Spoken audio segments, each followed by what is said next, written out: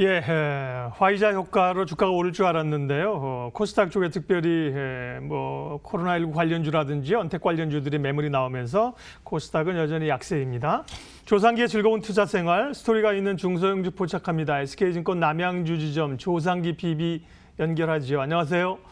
안녕하세요. 네.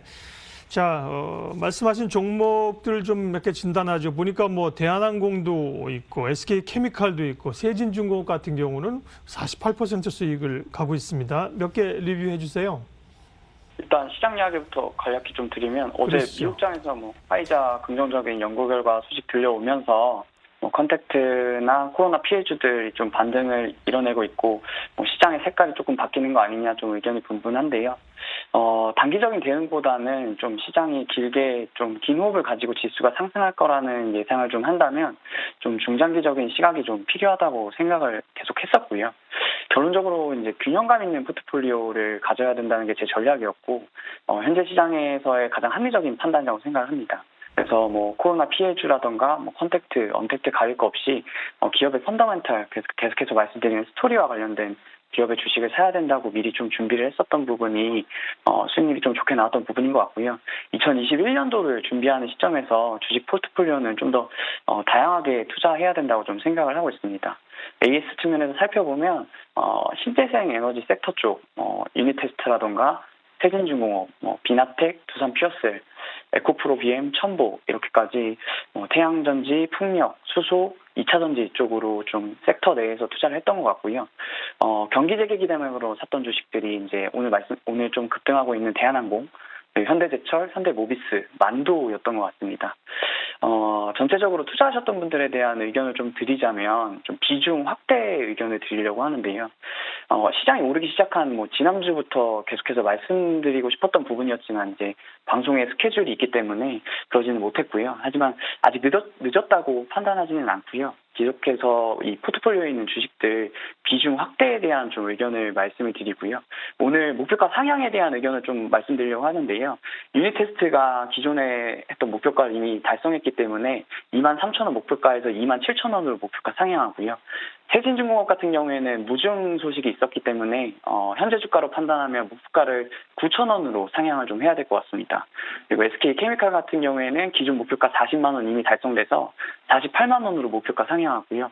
첨보 20만 원, 에코프로비엠 18만 원으로 목표가 모두 상향시키겠습니다. 그리고 그렇게 목표가 상향하면서 대한항공 같은 경우에는 제가 말씀드리지 않아도 이미 급등한 부분이 있기 때문에 일부는 좀 차익 실현하고 일부는 좀 홀딩하면서 기존의 주가에 대응하는 모습을 좀 보여야 될 거라는 의견 드리겠습니다. 예, 사실은 포트가 조금 어려운 적도 있었습니다. 시장이 흘러내려갈 때는요. 근데 이제 좋은 종목들을 이렇게 참고 기다리니까 좋은 수익을 보답을 합니다. 오늘장 스토리가 있는 유망주는 오늘은 어떤 겁니까? 오늘 계속해서 기존에 가지고 있었던 섹터에 대한 의견 유지하기 위해서 2차전지 한 종목 더 말씀드리고요. 예. 바이오 CMO 종목 한 종목 더 말씀드리겠습니다. 예. 그러면 2차전지부터요. 예. 2차전지 쪽 대주전자 재료 말씀드리려고 합니다. 최근에 글로벌 전기차 배터리 시장에서의 트렌드는 이 에너지 밀도를 좀 상승시켜서 배터리의 용량을 확대시키기 위한 노력을 하고 있습니다. 그 일례로 양극에서는 이제 하이니켈 소재를 채택을 하면서 그 소재를 좀 활발히 하려고 테슬라 향도 좀 노력 중인 것으로 판단되고 있습니다.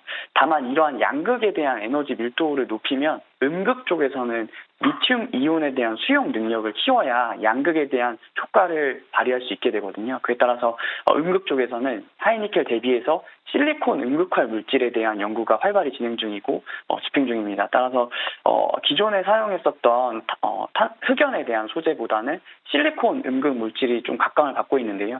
동사는 이러한 맥락에서 실리콘 음극화 물질을 세계 최초로 상용화를 하면서 생산하고 판매 중입니다. 따라서 실리콘은 기존의 소재인 흑연 대비해서 에너지 밀도가 10배 이상 크기 때문에 앞으로도 향후에도 굉장히 크게 각광받는 소재로 알려져 있고요.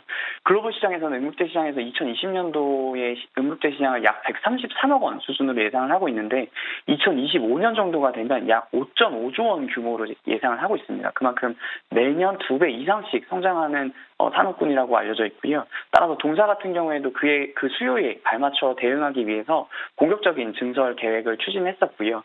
동사 같은 경우는 응급과 물질 생산 능력이 19년도 말, 작년 말에 월 20만 톤 수준이었고 내년 말 정도가 되면 100톤 정도의 수준을 갖출 수 있게 되고요.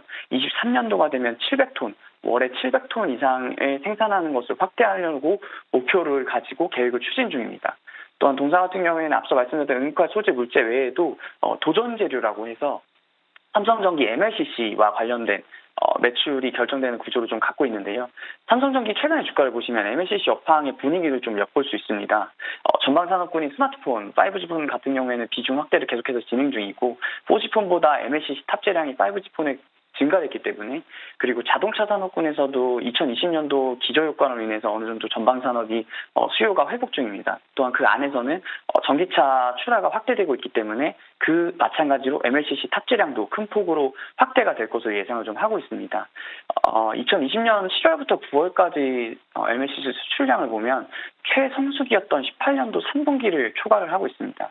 그만큼 전방 산업의 호황을 MLCC라는 소재가 좀 누리고 있다고 판단하면 될 것 같고요. MLCC 같은 경우에는 작년에 동사 같은 경우 300억 원 수준에서 올해는 360억 원 수준으로 약 20% 성장할 것으로 전망을 좀 하고 있고요. 작년에 재고가 좀 소진됐고 올해부터 전기차용 MLCC가 생산이 진행되고 있기 때문에 그에 따른 추가적인 성장, 매출에 대한 성장을 좀 예상을 할 수 있을 것 같습니다. 가격적인 측량에서는 목표가 5만 원 말씀드리고요. 손절가 4만 원 말씀드리겠습니다. 예, 대주전자재료 2차 전지 가운데 한 종목이고, 예, 한 종목은 아까 제약 바이오라고 그러셨죠? 어딘가요? 네. 좀 시간 관계상 빠르게 말씀드리겠습니다. 녹십자고요. 녹십자 3분기 실적 영업이익 37% 작년 대비해서 증가를 했습니다. 독감 백신 매출이 증가된 부분이 실적을 증대시키는 데 기인한 것 같고요. 가장 핵심적인 부분은 다들 아시다시피 세피 전염병 예방 혁신 연합에서 10월에 최대 5억 도즈의 코로나19 백신 위탁 생산 계약 체결했습니다. 향후에 커질 수 있는 시장을 투자 포인트로 가장 크게 예측을 좀 하고 있고요. 올해 말에 IVIG 면역글로빈 불린 신약 허가 신청서 FDA에 제출하게 됩니다. 내년도부터는 1년 정도 걸릴 것으로 예상하고 내년부터는 생산 단계에 돌입하게 되면 2022년부터는 매출로 실적 기인할 수 있을 것 같습니다. 미국향 매출이 풀캐파로 돌아가게 되면 4천억 원 수준이기 때문에요. 기존에 갖고 있는 모멘텀은 세피로부터 받는 백신 생산, CMO 체결된 부분이 있고요. 향후에 가져올 수 있는 부분은 FDA 신약 허가 신청서의 제출이 완료가 되게 되면 그에 따른 매출을 발생시킬 수 있다라는 것이 동사의 투자 포인트가 될 수 있을 것 같습니다. 가격전을 말씀드리면 목표가 44만 원, 손절가 36만 원 말씀드리겠습니다. 예, 오늘 스토리가 있는 종목 SK증권 남양주지점 조상기 PB와 함께 했어요. 고맙습니다. 네, 감사합니다.